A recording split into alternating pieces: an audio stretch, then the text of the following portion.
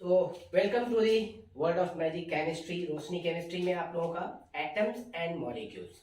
Atoms and molecules में हमने already दो पार्ट पढ़ लिया है, बेसिक कॉन्सेप्ट पढ़ लिया, एटॉमिक नंबर, मास नंबर भी ऑलरेडी कैसे याद करना है वो भी हो गया है। आज हमारा सबसे important topic, best topic and for ever topic that the law of chemical combination पढ़ेंगे। और उस लॉ ऑफ केमिकल कॉम्बिनेशन में डिफरेंट टाइप ऑफ लॉ पढ़ेंगे, जो कि बहुत सारे लॉ है, लेकिन आपके क्लास के अनुसार according to 9th class there is only two laws are there. Two laws there law of conservation of mass and law of constant proportion. उसके ऊपर laws, description with example and whatever question will be asked that also will be read in this topic. तो this the part 3 chapter क्या है, atoms and molecule part 3। Part 3 किसका, atoms and molecules का।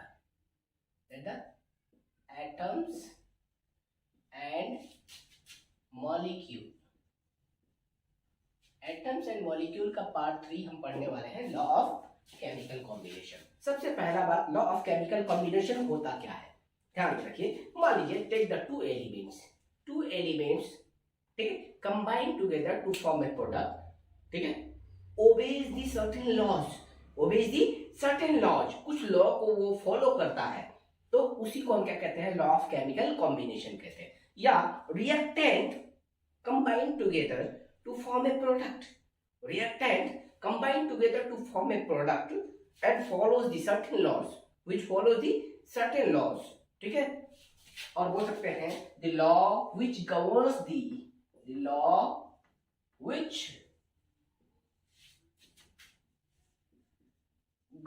the combination of reactant to form the product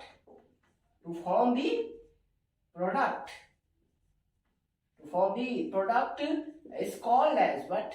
Is called as law of chemical combination.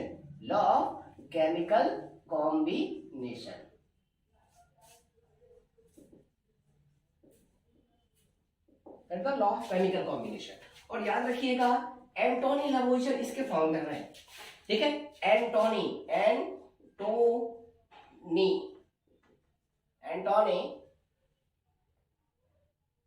NI लावोइजर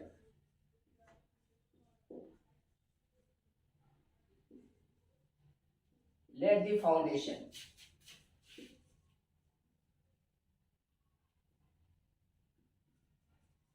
Antony लावोइजर इसके foundation, ठीक है। वो क्या लॉ दिए, ठीक है। पहला आपका था लॉ ऑफ, ध्यान में रखिए, पढ़ते हैं हम क्या, लॉ ऑफ केमिकल कॉम्बिनेशन में law of conservation of mass.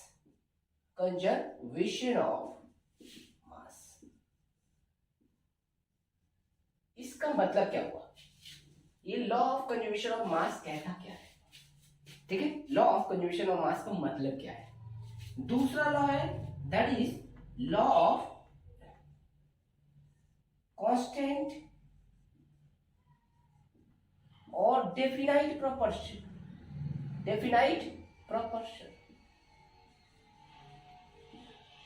Law of constant और डेफिनाइट प्रोपोर्शन, ठीक है। ये दो आपके एनसीईआरटी में है, ठीक है।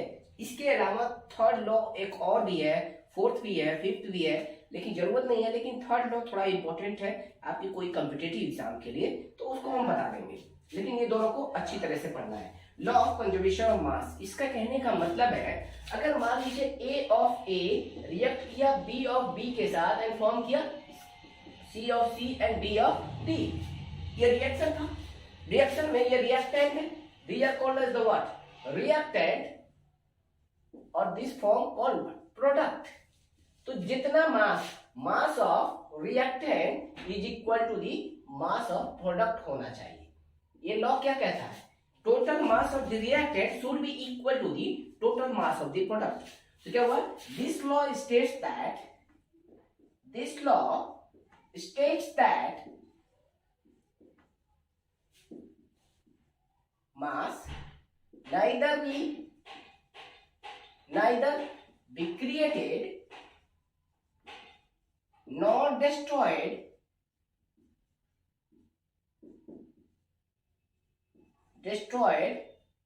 during a chemical reaction.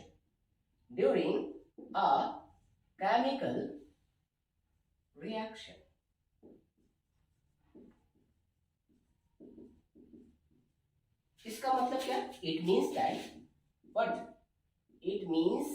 that total mass of the reactant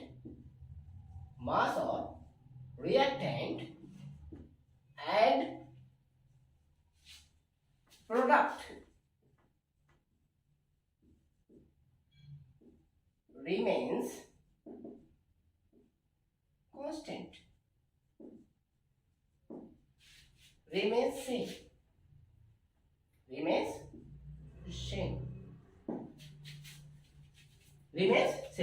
the total mass of the reactant becomes equal to the total mass of the product. Example के तौर पे ले लेते हैं, जैसे कि मान लीजिए टेक द हाइड्रोजन रिएक्ट किया ऑक्सीजन के साथ एंड फॉर्म कर लिया H2O.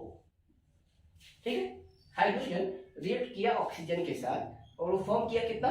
H2O.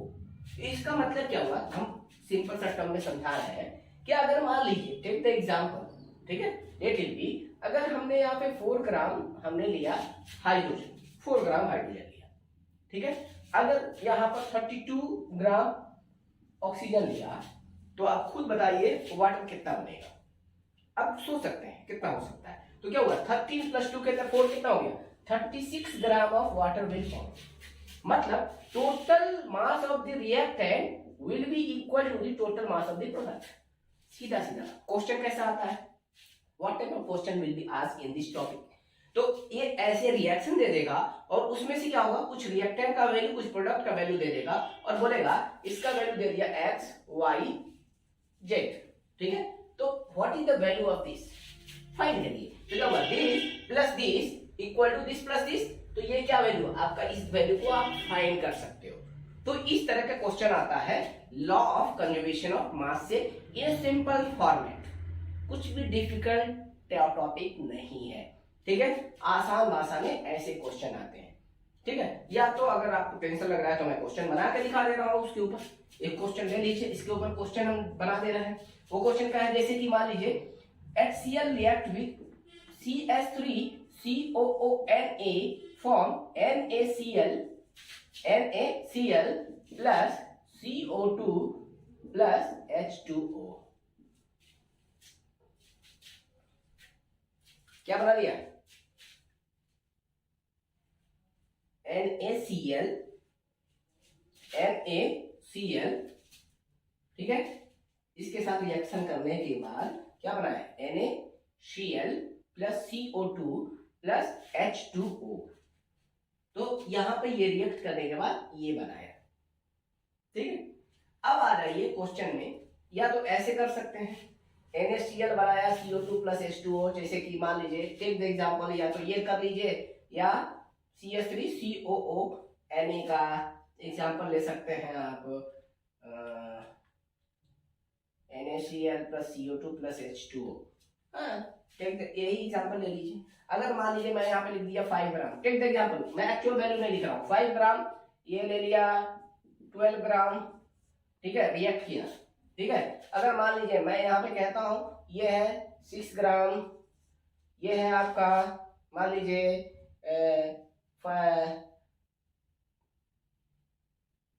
7 ग्राम. तो आप बताइए इसका x क्या होगा? What is the value of x? Take the example, मैं एग्जांपल के तौर पर बता रहा हूँ. तो यहाँ पे क्या हुआ? ये दिस क्या हुआ? रिएक्टेंट का this plus this equal to this plus this. अब जरा ध्यान से देखिए क्या आ जाएगा? 12 प्लस 5 कितना हो गया? 17. 6 प्लस 7 क्या हो गया? 13 प्लस x. तो x का वैल्यू कितना आ गया? 14 minus 17 minus 13, that becomes equal to the 4 gram. तो आंसर क्या आ जाएगा इसका? 4 ग्राम. क्लियर? तो इस तरह के क्वेश्चन आते हैं. If this reaction takes place and in which hydrogen chloride is this much gram, sodium acetate is this much gram, to form sodium chloride this much gram and 7 gram of water, then what is the mass of carbon dioxide will be produced? What is the mass of the carbon dioxide will be produced? Simple सा बात, 4 gram of carbon dioxide will produce. मतलब क्या follow करेगा? Law of conservation of mass follow करेगा। Simple, बहुत ही आसान और simple method. Okay, तो उम्मीद है कि आपको समझ में आ गया होगा क्वेश्चन कैसा आता है। स्टेट द लॉ आता है, आप सब जानते हो, ऑलरेडी समझा दिया। Total mass of the reactant will be equal to total mass of the product. मतलब सिंपल टर्म में, एक और लैंग्वेज में बोल सकते हैं, total mass of the universe remains constant. मतलब पूरे यूनिवर्स का जो मास है वो कांस्टेंट होता है। ठीक है, सिंपल सा टर्म में। ठीक है, वही बात 3 बातों में हम बता दिए। ओके, आगे आते हैं, नेक्स्ट आते हैं लॉ ऑफ कांस्टेंट और definite proportion. Law of constant और डेफिनाइट प्रोपोर्शन। कांस्टेंट और डेफिनाइट प्रोपोर्शन में कहने का मतलब क्या है, पहले समझा देता हूं, अपने आप स्टेटमेंट समझ में आ जाएगा आपको। मान लीजिए, टेक द एग्जांपल, कार्बन है, कार्बन ऑक्सीजन के साथ रिएक्ट किया और क्या बनाया? Carbon dioxide. तो कार्बन का कितना होता है? 12 ग्राम, ऑक्सीजन कितना? 32 ग्राम। रिएक्ट किया, कार्बन डाइऑक्साइड वाला कितना? 44 ग्राम। तो ध्यान में रखिए, ये 4 ग्राम, तो इसका रेशियो क्या है? 4 3 जा, और ये कितना? 4 8 जा, तो इसका रेशियो क्या है? 3:8। रेशियो क्या है? फिक्स है। मतलब हमेशा याद रखिए, कार्बन डाइऑक्साइड को बनाने के लिए 3 ग्राम, ठीक है, 3:8 का 3:8 का रेशियो होना चाहिए। अगर मान लीजिए, टेक द एग्जांपल, अगर 3 ग्राम कार्बन है तो उसके लिए 8 ग्राम क्या होना चाहिए? ऑक्सीजन होना चाहिए। if 3 ग्राम कार्बन है तो 8 ग्राम ऑक्सीजन नेसेसरी है, तभी जाके वो क्या बनेगा? क्या है? ये आपका 11 ग्राम ऑफ कार्बन डाइऑक्साइड बनेगा। मतलब वो कार्बन डाइऑक्साइड बनेगा, लेकिन वो कितना? 11 ग्राम ऑफ कार्बन डाइऑक्साइड। तो दिमाग में याद रखिए, रेशियो क्या है? 3:8 फिक्स है। आप कहां का भी, आप जो सांस छोड़ रहे हैं उसमें भी रेशियो क्या है? कार्बन डाइऑक्साइड का रेशियो 3:8 फिक्स है। तो ये बोला है ना, law of constant proportion, law of constant और डेफिनाइट प्रोपोर्शन फिक्स। मतलब कोई भी कंपाउंड के अंदर जो एलिमेंट कंबाइन हुए हैं उनका मास का रेशियो हमेशा क्या होता है? कांस्टेंट होता है। चाहे पानी, मानी कार्बन डाइऑक्साइड हमने छोड़ा या आपने छोड़ा, कोई एनिमल ने छोड़ा, या एयर में जो कार्बन डाइऑक्साइड है, सबका मास का रेशियो हमेशा 3:8 फिक्स है। It is always fix. और एग्जांपल देख लीजिए, वाटर H2O, H2O में हाइड्रोजन कितना है? 2 ग्राम। ऑक्सीजन कितना है? एक ऑक्सीजन का कितना हो गया? 16 ग्राम। अब रेशियो क्या है? अब जरा ध्यान दो, 1:8। मतलब वाटर में हाइड्रोजन एंड ऑक्सीजन का रेशियो क्या आएगा? हाइड्रोजन एंड ऑक्सीजन का रेशियो क्या होगा? 1:8। 1:8 इज ऑलवेज फिक्स्ड। ठीक है, ऑलवेज फिक्स, मतलब हमेशा के लिए 1:8 एक फिक्स है रेशियो वही, उसी को बोलते हैं लॉ ऑफ कांस्टेंट प्रोपोर्शन। ठीक है, तो क्या हुआ? अकॉर्डिंग टू दिस लॉ हम अब स्टेटमेंट में आते हैं। तो स्टेटमेंट में जब हम आते हैं, this law states that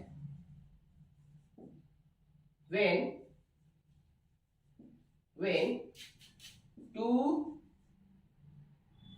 or more element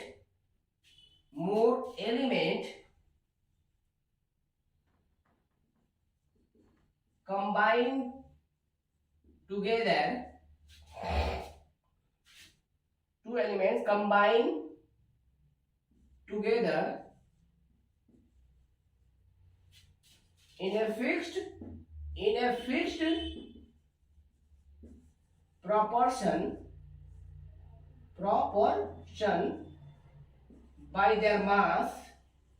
by their mass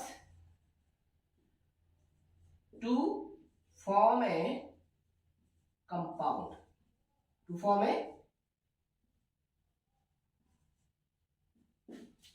क्या हुआ?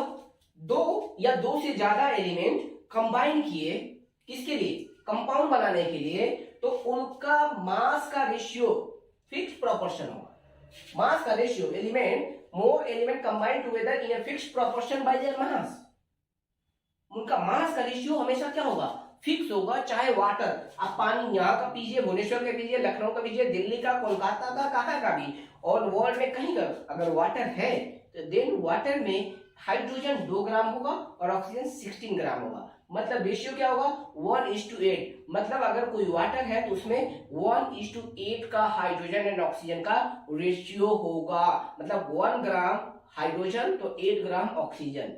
मतलब वाटर को बनाने के लिए अगर हम हाइड्रोजन लेते हैं ऑक्सीजन लेते हैं तो अगर मान लीजिए यहाँ पे H2O बन गया, ठीक है, तो अगर मैं यहाँ पे 1 ग्राम हाइड्रोजन डालता हूं तो इसके लिए 8 ग्राम क्या चाहिए आपको ऑक्सीजन चाहिए। अगर ये 2 ग्राम डालता हूं तो ये 16 ग्राम चाहिए। अगर 3 ग्राम डालता हूं तो ये 24 ग्राम चाहिए। तो 1 ग्राम के लिए 8 ग्राम चाहिए और ये 9 ग्राम बनेगा, ठीक है। अगर हम यहाँ पे 2 ग्राम लेता हूं तो ये 16 ग्राम चाहिए, तो ये 18 ग्राम बनेगा, ठीक है। ये याद रखिएगा, फिक्स है। मतलब ये 1:8 क्या है, फिक्स है, जो हमने यहाँ पे ऑलरेडी समझा दिया है। मतलब 1:8 ये ऑलवेज फिक्स्ड, ठीक है। तो आपका यहाँ पे क्वेश्चन इसी ऐसे ही आता है कि व्हाट इज द रेशियो, ठीक है, और definite ratio of the element in the carbon dioxide, water और इट में बी एनी अदर सब्सटेंस, जैसे कि ग्लूकोज, एनी अदर एलिमेंट, ठीक है। मीथेन में रेशियो क्या आ रहा है, जैसे मीथेन का एग्जांपल ले लीजिए। मीथेन में क्या है CH4, कार्बन का कितना है ध्यान में रखिए, कार्बन का 12, हाइड्रोजन का 4 3:1 का रेशियो है। इसमें रेशियो क्या है 3:2, तो 3 ग्राम कार्बन चाहिए और 1 ग्राम क्या चाहिए हाइड्रोजन चाहिए for the formation of methane, for the formation of methane. तो ये हो गया लॉ और ये हो गया various example how the law of constant the formation law of constant proportion followed. तो लॉ ऑफ कांस्टेंट प्रोपोर्शन के भी लिमिटेशन है, ऐसी बात नहीं है, इनके भी कमियां हैं सब, लेकिन ये सब कमियां अभी नहीं पढ़ना है, ठीक है। तो याद रखिएगा इन सबके कमियां भी हैं, लेकिन अभी कहीं है नहीं, ठीक है, कहीं पे भी डिस्कशन नहीं है। आप 11-12 में आओ, उसके बाद से हम बताएंगे, ठीक है, कोई बात नहीं। तो हमें उम्मीद है कि आप लोगों को ये समझ में आ गया होगा कि लॉ क्या है और लॉ में क्वेश्चन कैसे आते हैं। What type of question will be asked, यहाँ पर पूछेगा कोई एक इक्वेशन के रिएक्टेंट या मास प्रोडक्ट का मास नहीं दिया रहेगा और उसका पूछेगा what is the value of that product और रिएक्टेंट, ठीक है। यहां पर बोलेगा कार्बन डाइऑक्साइड या कोई भी एक कंपाउंड दे देगा, what is the ratio of the या what is the composition of the element present in a given compound, ठीक है।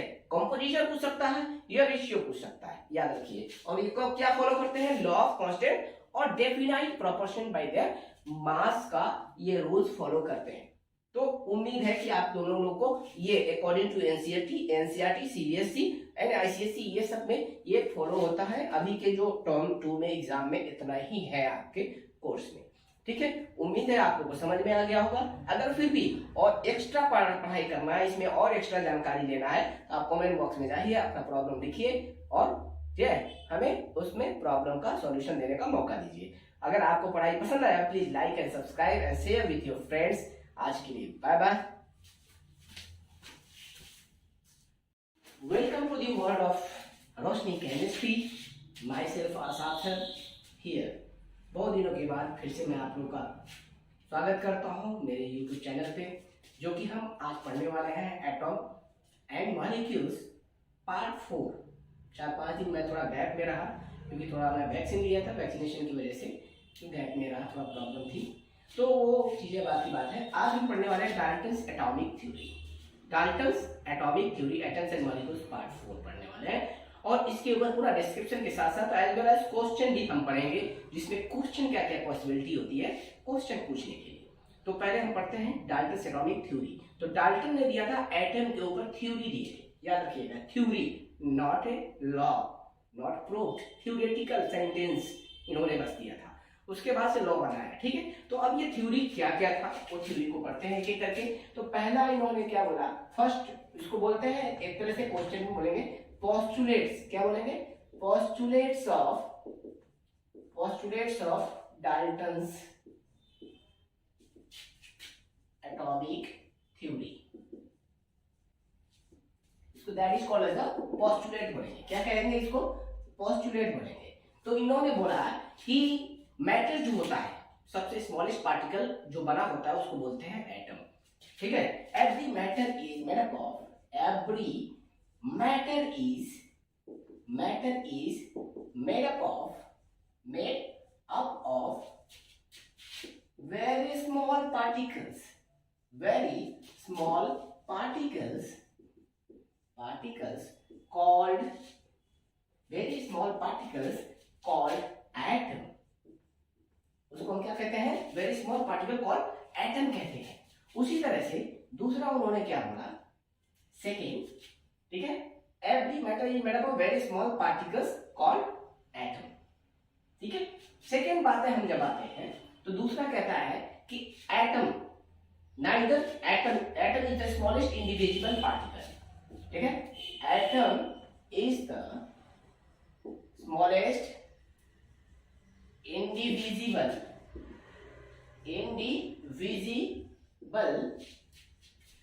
particle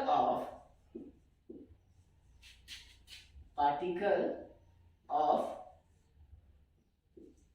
matter, individual particle of matter cannot be created nor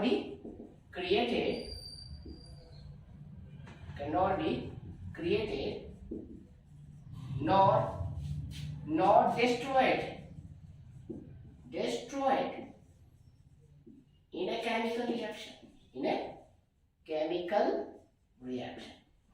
तो उनका कहना था कि एटम क्या होता है? स्मॉलेस्ट पार्टिकल, इंडिविजुअल पार्टिकल होता है। और ये, लेकिन ये बात गलत है। इंडिविजुअल पार्टिकल मतलब इससे भी छोटा, ये क्या स्मॉलेस्ट इंडिविजुअल पार्टिकल नहीं है। एटम के अंदर भी इलेक्ट्रॉन, प्रोटॉन, न्यूट्रॉन होते हैं। तो इन्होंने बोला कि neither created nor can be destroyed during a chemical reaction. In chemical reaction के अंदर वो पार्टिसिपेट करता है। तीसरा उन्होंने पोस्टुलेट में क्या बोला, थर्ड पोस्टुलेट में, atom of the same element, atom of the same elements have same mass as well as chemical properties,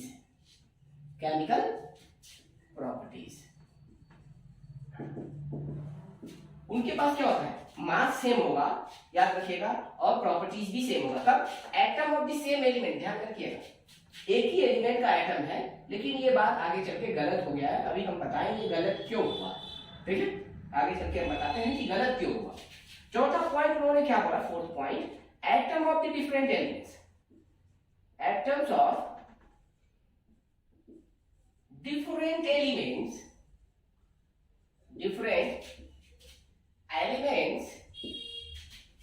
have different masses and different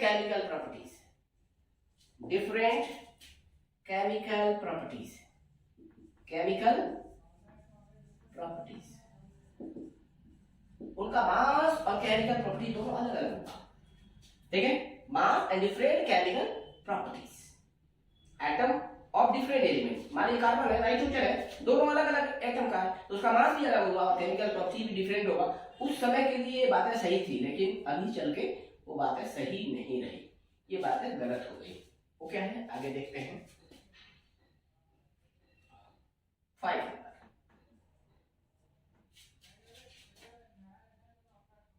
atoms combine in a simple whole number ratio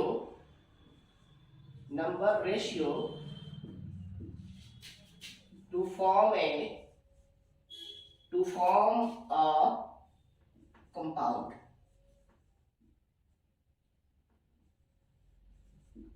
कहने का मतलब उनका है, atom combine in a simple whole number ratio to form a compound. एक compound को बनाने के लिए जो एटम कंबाइन होते हैं उनका जो रेशियो होता है वो सिंपल होता है। जैसे एग्जांपल के तौर पे हम बताते हैं, जैसे कि मान लीजिए एग्जांपल के तौर पे समझा रहा हूं आपको, ठीक है, जैसे मान लीजिए वाटर है, ठीक है, तो इनका 2:1 वाटर फिक्स है। कार्बन डाइऑक्साइड CO2, ठीक है, यहाँ पे क्या होगा, कार्बन एंड ऑक्सीजन, तो कार्बन 1 एंड ऑक्सीजन 2 फिक्स है। रेशियो क्या होगा, होल नंबर रेशियो, वो simple whole number ratio two one, क्या है, atom combines in simple whole number ratio to form a compound. तो उसी तरह से हम क्या बता सकते हैं, और भी बहुत सारी चीजें बता सकते हैं, जैसे कि relative number and kind of, relative number and kind of atoms are constant. 6 point में हम क्या लिख सकते हैं, relative number of atoms, relative number of and kind of atoms, kind of atoms are constant in a given compound।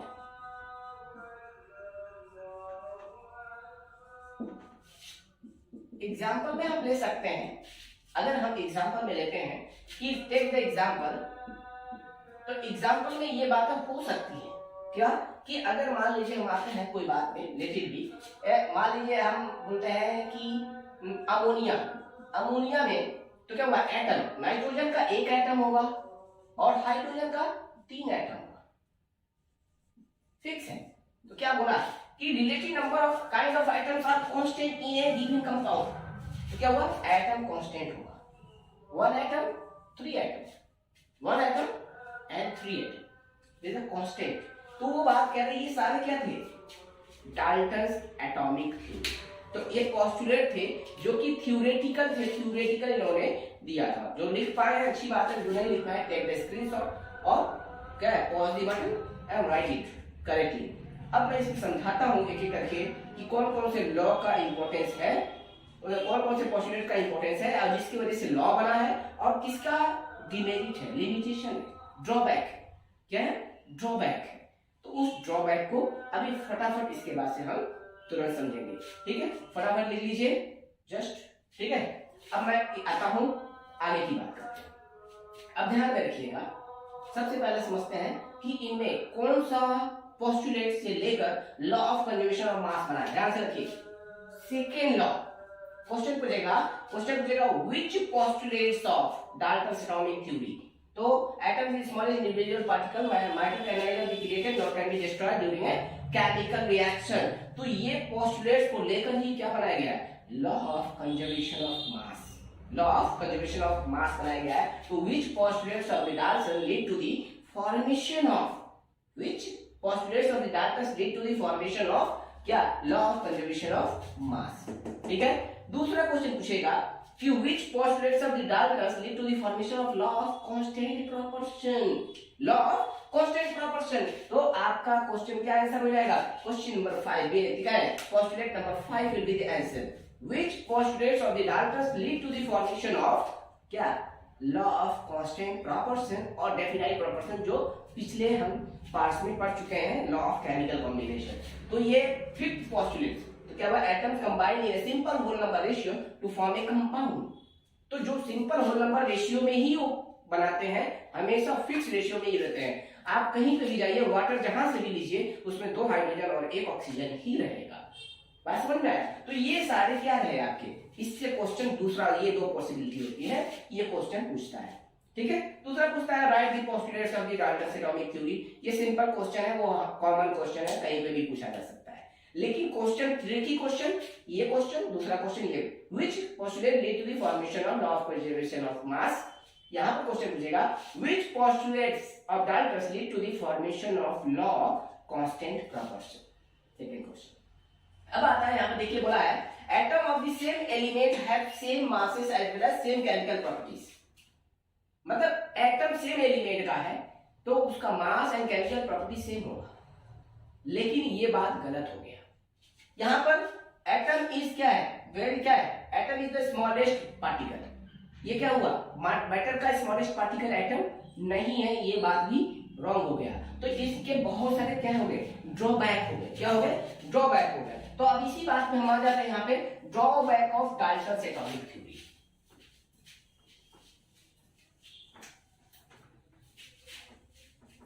तो drawback में हम जब आते हैं क्या लिखेंगे, drawback of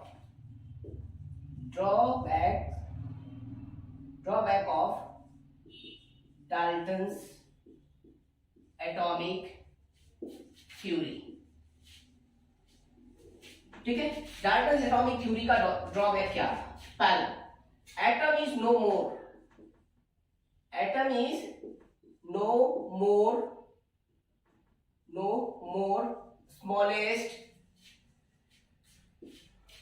particle of matter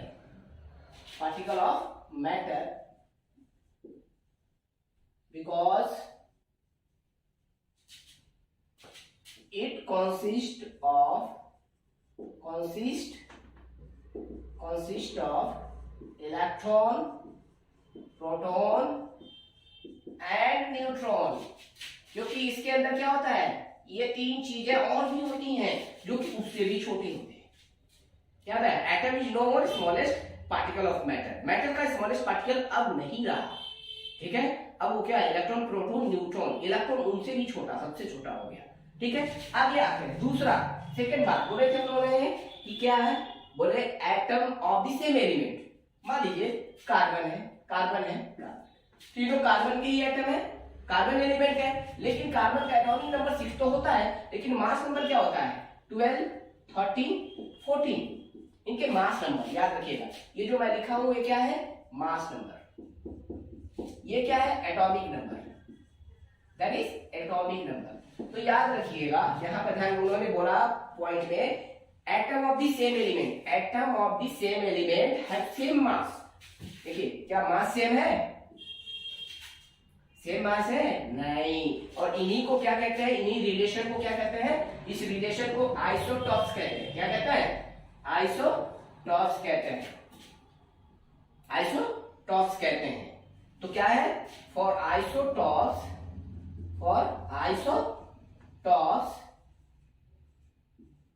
masses for the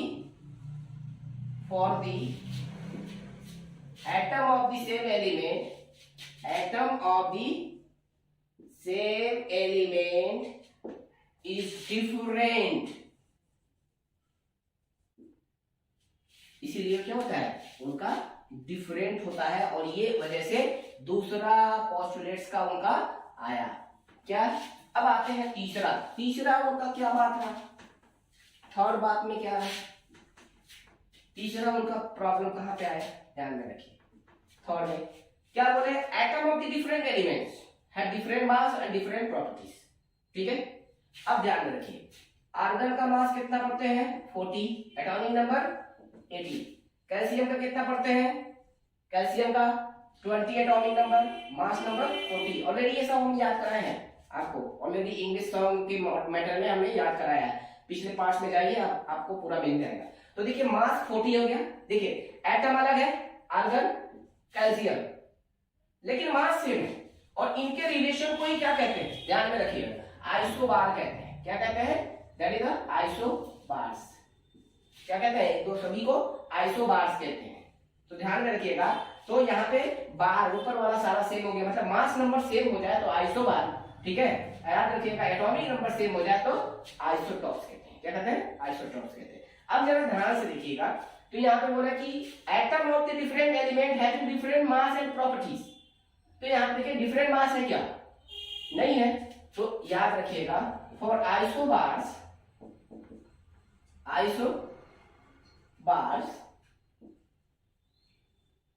masses of different atom of different elements